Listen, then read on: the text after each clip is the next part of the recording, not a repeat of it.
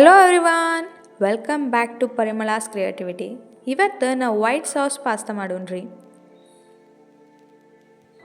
ಒಂದು ಬಾಣಲಿ ಇಟ್ಕೊಂಡು ಅದ್ರಾಗ ನೀರು ಹಾಕ್ಕೊಳ್ಳೋನು. First ಪಾಸ್ತಾನ boil ಮಾಡ್ಕೊಳ್ಳೋನು.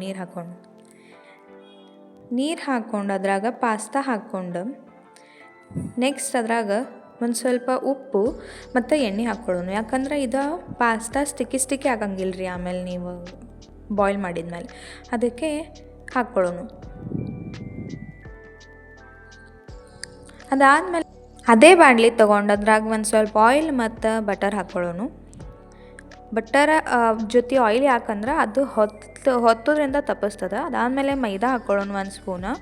ಆಮೇಲೆ ಆ ಮೈದಾನ ಚೆಂದಾಗಿ ಫ್ರೈ ಮಾಡ್ಕೊಂಡ್ಮೇಲೆ ಮಿಲ್ಕ್ ಹಾಕ್ಕೊಂಡು ಅದನ್ನೆಲ್ಲ ಮಿಕ್ಸ್ ಮಾಡಿ ಪೇಸ್ಟ್ ಗತೆ ಮಾಡ್ಕೋಬೇಕ್ರಿ. ಅದಾದಮೇಲೆ ಇನ್ನೊಂದು ಪ್ಯಾನ್ ಒಳಗೆ ಆಯಿಲ್ ಮತ್ತು ಬಟರ್ ಹಾಕ್ಕೊಂಡು ಅದ್ರಾಗ ಗಾರ್ಲಿಕ್ ಮತ್ತು ಆನಿಯನ್ ಮತ್ತು ಕ್ಯಾರೆಟ್ ಹಾಕ್ಕೊಳ್ಳೋನು. ನೀವು ಇನ್ನೊಂದಿಷ್ಟು ವೆಜಿಟೇಬಲ್ಸ್ ಆ್ಯಡ್ ಮಾಡ್ಕೋಬೋದು. ಬ್ರೊಕೊಲಿ ಆಮೇಲೆ ವಟಾಣಿ ಹಾಕ್ಕೋಬೋದು.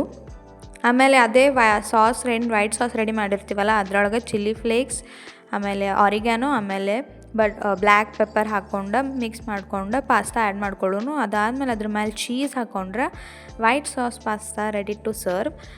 ಈ ರೆಸಿಪಿ ನಿಮಗೆ ಇಷ್ಟ ಆದ್ರೆ ವಿಡಿಯೋನ ಲೈಕ್, ಶೇರ್ ಆ್ಯಂಡ್ ಸಬ್ಸ್ಕ್ರೈಬ್ ಮಾಡಿರಿ. Thanks for watching.